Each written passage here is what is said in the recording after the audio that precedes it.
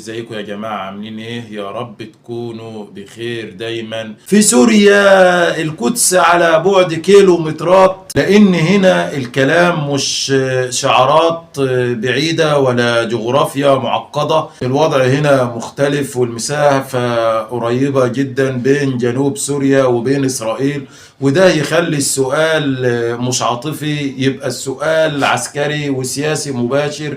لو الطريق الى القدس حقيقي ليه ما عداش من هنا؟ خلينا نفتكر مع بعض. سوريا قبل 2011 كانت دولة مركزية، جيش عنده عقيدته واضحة، وجبهة جنوبية مشتعلة تاريخيا، صراع مباشر مع العدو الإسرائيلي على الجولان. وبغض النظر عن رأيك في النظام ده، واقع تاريخي ما ينفعش يتشال من الحسابات.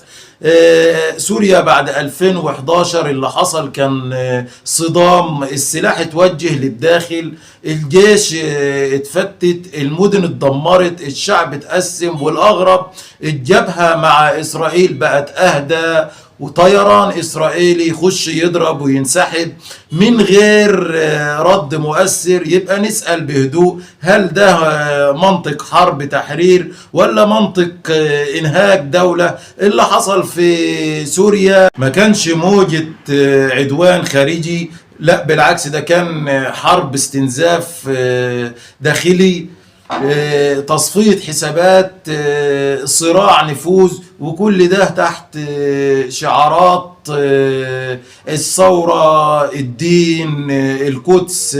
لكن على الأرض لا جبهة اتفتحت ولا خطة اتبنت ولا تحرير قرب. خلينا نركز في نقطة خطيرة غالبا بتعدي من جنوب سوريا، كان ممكن تشكل ضغط حقيقي، فتح اشتباك، حتى حرب استنزاف ضد إسرائيل. لكن اللي حصل فصائل على بعد خطوات، وسلاح موجود، وعدو واضح زي الشمس، ومع ذلك ولا طلقة حقيقية توجهت.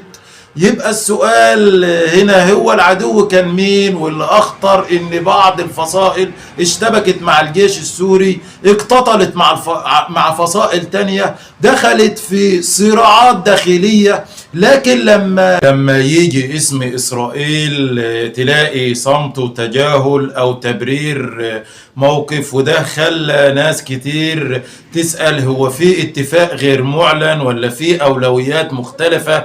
وما ينفعش نتكلم عن سوريا